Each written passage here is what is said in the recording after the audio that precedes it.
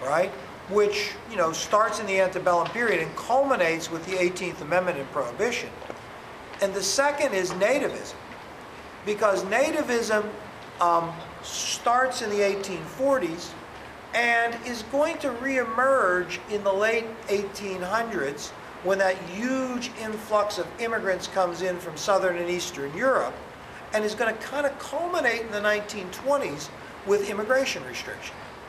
Remember, the first real immigration restrictions, I think, was 1887, the Chinese Exclusion Act, right? But the first time that European immigrants were limited were in the 1920s. And some of you wrote, I was reading some of your papers today, some of you wrote about immigration restrictions. And one of the manifestations of sort of nativism was the Ku Klux Klan, and sort of pushing for these immigration restrictions. Okay, let's turn the page. Only a few more to go, Emery. Term 28, manifest destiny. Again, in the 1840s, in 1845, a guy by the name of John O'Sullivan is allegedly coined a term, manifest destiny. And manifest destiny was this idea that American institutions and values and traditions, political systems, economic ideas were destined to spread from Atlantic to Pacific.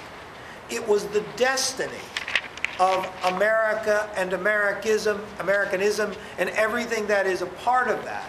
It was the destiny of that to spread.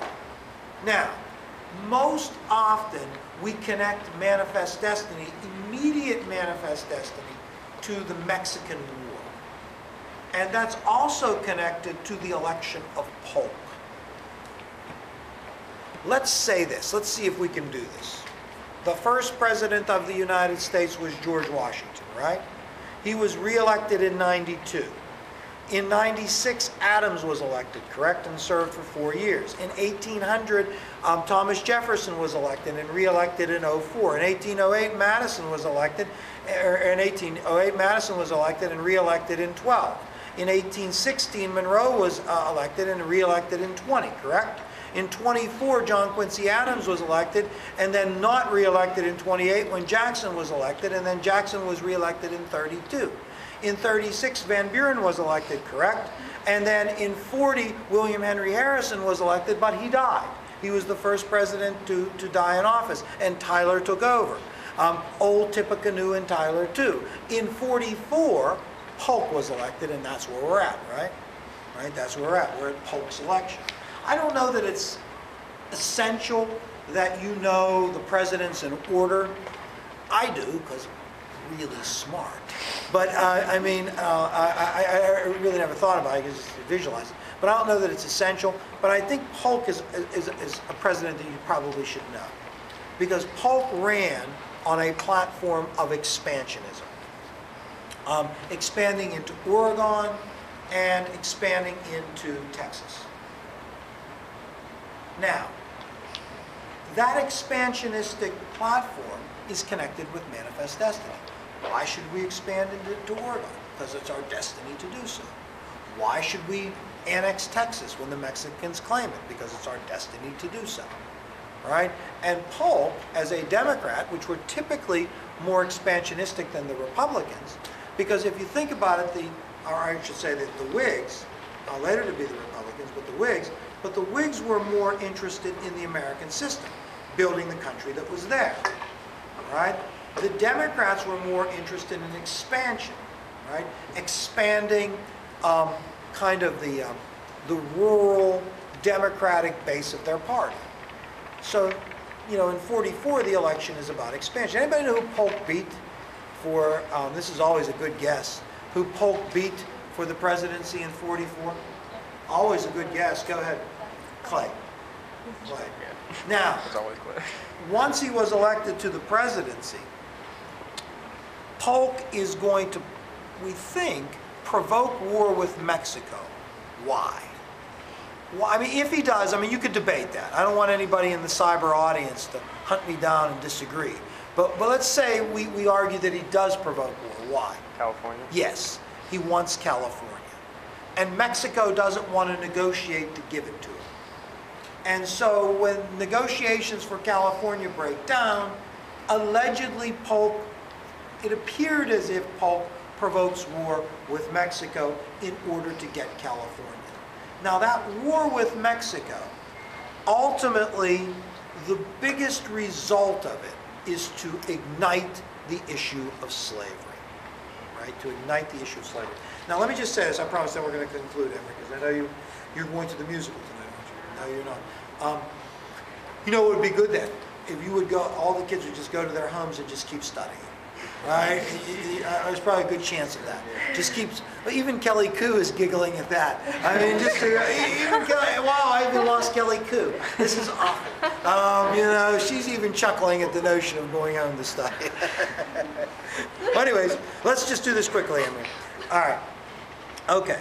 So the Mexican War results in the Mexican Cession, which is a huge territory that comes in that includes California. So the question becomes this: can slavery spread into this territory? And many Whigs and some Democrats did not want, many Northerners did not want slavery to spread into the territory. And in fact, they proposed something called the Talmadge Amendment, right?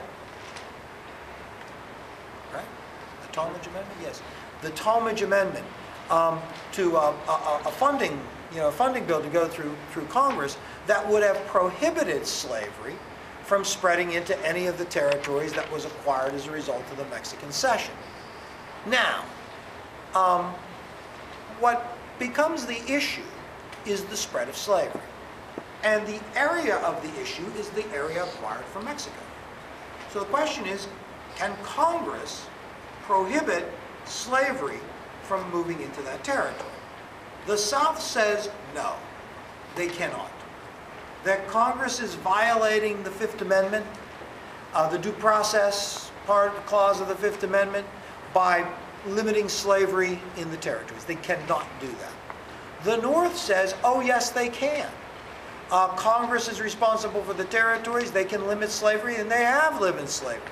They did it in 1778 or 1787 with the Northwest Ordinance, and then 1820 with the Missouri Compromise. Now, there is no agreement, and it's very contentious and divisive. And so a compromise position, and we'll conclude with this, is popular sovereignty. What are we going to do about slavery in the Mexican Cession? And so one solution to the debate is let the people that go there themselves decide whether or not they want slavery. So rather than debating whether Congress has the authority or not, let the people decide. And that is popular sovereignty. And if we want to knock off 30, the peculiar institution is what the South called slavery, which is going to be the issue that we pick up with when we come back here next Saturday. Yes? What was the Wilmot Proviso? Oh, that's right, the Wilmot Proviso. I think, would I say the Talmadge Amendment? Yeah, it's the Wilmot Proviso. What was the Talmadge Amendment?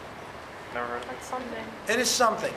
You're right. Thank you for correcting me, Kennick. The thing that goes through Congress is the Wilmot Proviso. W-I-L-M-O-T. Not the Talmadge Amendment. The Talmadge Amendment is something, though. It is. Definitely is. Or the Missouri Compromise? Maybe. I will come to it. All right. Can you believe this? Let's look at this page. How did that even All right, friends. So I shouldn't write. Police the general Yeah, order that's why I around started you. writing an erasable pen. Put Back to your butt.